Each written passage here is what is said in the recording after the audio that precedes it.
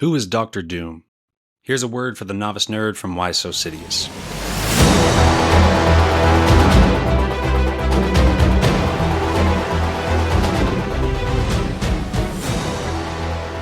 Victor Von Doom is arguably Marvel's most formidable villain, introduced in Fantastic Four number 5 in 1962. Although primarily a Fantastic Four villain, he's grown into a villain of the whole Marvel Universe, having a major villain role in almost every character's title at some point, and also leading his own events as a villain. Doom is a tragic character with a genius intellect, ruthless ambition, but a suffocating ego and compromised sense of morality.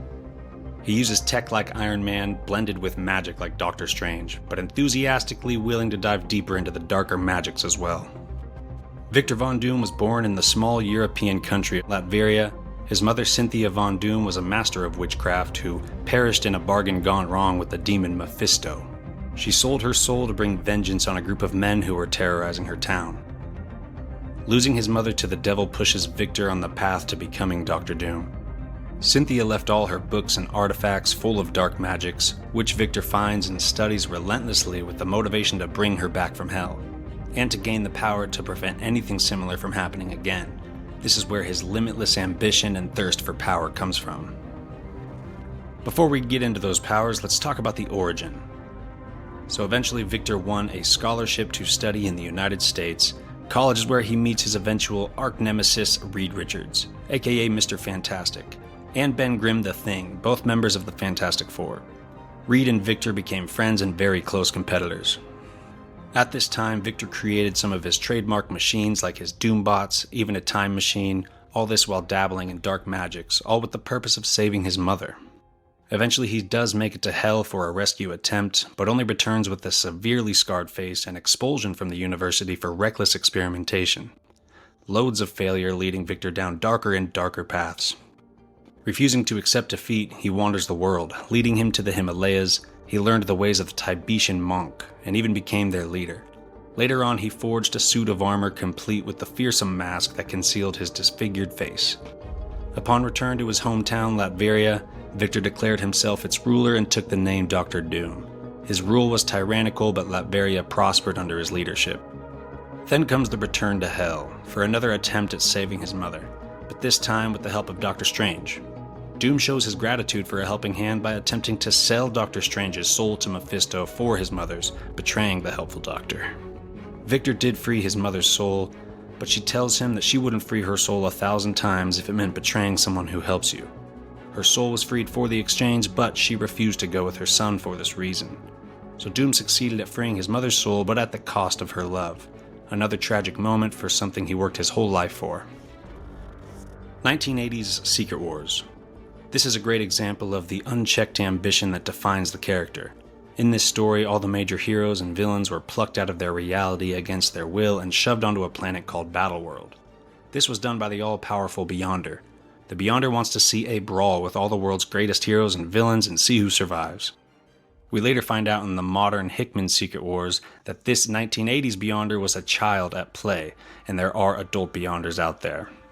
What does Doctor Doom do?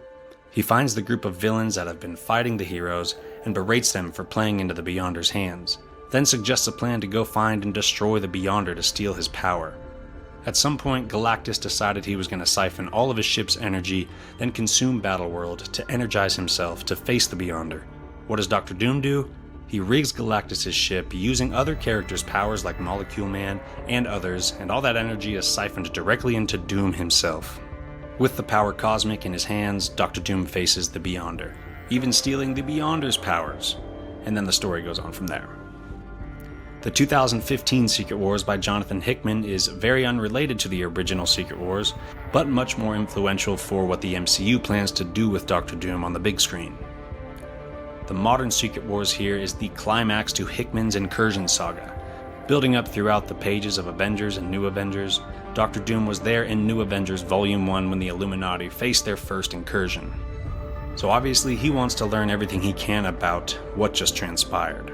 Doom being Doom needs to learn everything about what just transpired, so he devotes his energy to studying a shard he found left at the incursion site, and it sets him on the path that leads directly to Secret Wars.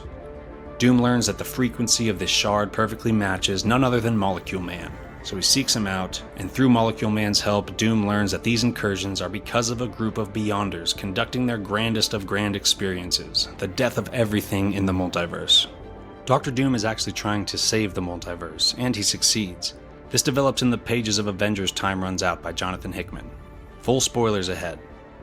Doom starts a religion so his worshippers can go kill or capture Molecule Men because his universe dies along with him. And this might reduce the amount of incursions. It is confusing, but it also sounds like the MCU's idea of anchor beings. By the end of Time Runs Out, Victor saves the multiverse and becomes Emperor God Doom. This is where Secret Wars starts. Doom vs. Wakanda. In Doom War, he went against Wakanda for their vibranium, who at the time just had a leadership change. T'Challa, the previous Black Panther, steps down and his sister Shuri became the Black Panther. This also lines up with the MCU. Anyway, this comic shows Doom's tactical competency as he does things like targeting Wakanda's crops, decimating their yields with an undetectable nano-infestation, leading to families growing hungry. He also funded groups dedicated to sparking civil unrest, framing characters for wrongdoings, instigating conflict with Shuri and Namor, setting up Aurora, Storm from the X-Men, who was queen at the time of Wakanda. Doom played the nation and its protectors like pieces on a chess game before they even found out it was him.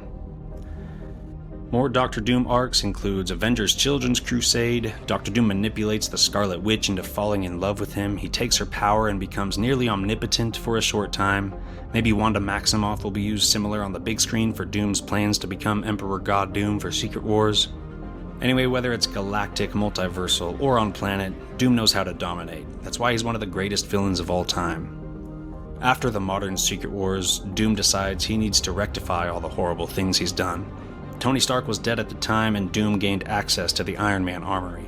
He acted as a hero for quite some time in Bendis' Invincible Iron Man series, where Riri Williams Ironheart also played a big role. The return of Tony Stark matched the end of Doom's run as a hero, when also a past rivalry comes back to haunt him. The Hood attacks, disfigures his face much like it was before, and reawakens the evil inside Dr. Doom. In his most recent big villain moment, after the events of Blood Hunt, Dr. Doom actually becomes the Sorcerer Supreme of Earth, so now he's ruling the world as the Sorcerer Supreme. Powers and abilities. His abilities are endless. The blend of sorcery and technology make Dr. Doom one of the most versatile characters in comics. He's also got a genius intellect, craftiness, and an ego that does not allow defeat. His suit is mostly for protection because Doom has a vast offensive arsenal including energy manipulation, magic. His sorcery is on par with Doctor Strange, and he's willing to use all the dark arts that Doctor Strange is hesitant to use. He could banish an unprepared foe across the world with the wave of his hand, or even transport himself. He can envelope himself in an invisible force field, even without a suit, that could stop bullets or other powerful attacks. There are no limits for himself in his mind, and no limit is worthy enough for him.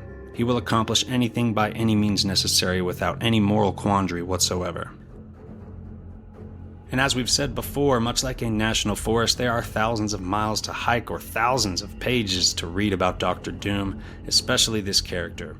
As an introduction to the character, it's like a drive through that national forest to get a general sense of what he has to offer. But park the car, get out and hike, experience what the national forest has to offer. Or grab one of the dozens of major Dr. Doom stories because there is so much more to learn. Comic recommendations. Infamous Iron Man takes place post-Secret Wars, where he dons the Iron Man suit and turns good. Thor Latverian Prometheus sees Doom go toe-to-toe with Thor in Asgard. Maestro War and Pax sees Doom against the Hulk in an alternate reality where Hulk is known as Maestro. Doctor Strange and Dr. Doom Triumph and Torment is the buddy cop story of going to hell to rescue his mom. Mark Waid's Fantastic Four Volume 2, Unthinkable, is a modern Fantastic Four vs. Dr. Doom conflict. Brubaker's later Captain America issues have a Doom conflict.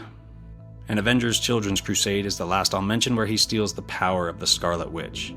Thanks for tuning in. Check out our other novice nerds like Sentry, as seen in the MCU Thunderbolts movie. We got Nightwing, Adam Warlock, the history of the Green Lanterns, and more.